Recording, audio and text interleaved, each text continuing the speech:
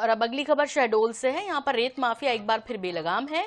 ब्योहारी और देवलौंद थाना क्षेत्र में रेत माफिया लगातार कानून व्यवस्था को चुनौती दे रहे हैं। यहाँ के ठेंगा दिखा रहे हैं। अवैध रेत परिवहन रोकने गए नायब तहसीलदार पर रेत माफियाओं ने हमला कर दिया।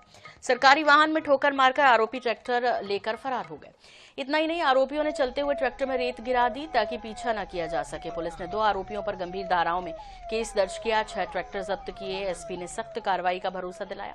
आपको बता दें कि कुछ साल पहले अवैध खनन रोकने गए पटवारी और एएसआई को खनन माफियाओं ने ट्रैक्टर से कुचलकर मौत के घाट उतार दिया था। अब ब्योहारी तहसीलदार पर खनन माफियाओं ने हमला बोल दिया है। तेरी गुंडागर्दी नहीं चलेगी। उमरिया जिला में खदान चालू है और सारी खदाई कहाँ की है? फड़ोई में। हमने माननीय कलेक्टर महोदय जी को, माननीय एसडीएम महोदय को 1 माह पहले सूचना दिए थे। आज दिनांक तक कोई कार्रवाई नहीं की गई है। पुनः हम कल एसडीएम साहब को फिर ज्ञापन दिए कि अगर कोई कार्रवाई होती है तो परसों दिन दिए 3 दिवस के अंदर हम सारे रेत से भरे ट्रक हम रोकेंगे यहाँ और खड़ी करेंगे। जो भी घटनाएं होती है सारी जो रही शासन प्रशासन को। एक ट्रैक्टर अवैध रेत परिवहन करते हुए पाया गया। गाड़ी का पीछा करने पर ट्रैक्टर वाले ने अपनी सारी रेत बिखरा दी। बाद में एक व्यक्ति द्वारा उनको धमकी दी गई मोटरसाइकिल से आकर। इस सूचना पर थाने पर एफआईआर दर्ज की गई है। संबंधित व्यक्ति के विरुद्ध कार्रवाई की जा रही है। तो प्रदीप पांडे से इस पर और डिटेल में जानकारी लेंगे। प्रदीप, आपसे समझना चाहेंगे, भाई इतने बेलगाम है रेत माफिया और इस तरह के घटनाक्रम के बाद कोई कार्रवाई हुई है? किस तरह की कार्रवाई हुई है?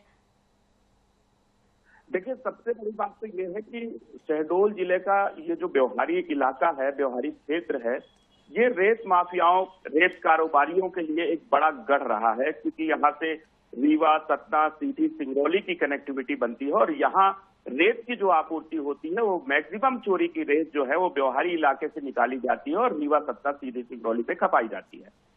ये इलाका पहले भी रेत माफियाओं के चंगुल में इस तरीके से रहा है कि आप कल्पना कीजिए कि यहाँ पर एक पटवारी और एक एएसआई की मौत हो चुकी है इन रेत माफियाओं के द्वारा। तो निश्चित रूप से ये इलाका जो है बेहद संवेदनशील है। रेत माफियाओं के लिए ये इलाका सोने की मुर्गी, सोने का अंडा देने वाली मुर्गी जैसा है, जहां पर रेत माफिया लगातार सक्रिय रहते हैं। निश्चित रूप से अब ये फिर से बड़ी बात आई है, बड़ी घटना सामने आई है, जब नायब तहसीलदार एक ट्रैक्टर का पीछा करते हैं, उसे पकड़ने की कोशिश करते हैं। तो रेत कारोबारी जो है वो आप देखिए कि उसके हौसले किस तरीके से बुलंद है कि वो नायब तहसीलदार की गाड़ी के आगे, आपकी स्क्रीन पर हम अपने दर्शकों को दिखाना चाहेंगे कि किस तरीके से वो चलती गाड़ी से ट्रैक्टर से अनलोड कर देता है। नहीं, ये तस्वीरें तो प्रदीप कई जगह से आती हैं। ये तो सबको पता है कि इन लोगों को कहीं ना कहीं जिस तरह का संरक्षण प्राप्त है, इसलिए इतनी हिम्मत दिखा पाते हैं। मैं आपसे समझना चाहती हूँ कि कार्रवाई क्या हुई है, जबकि आपने ये बताया कि 2 अधिकारी पहले इस वजह से अपनी जान गंवा चुके हैं।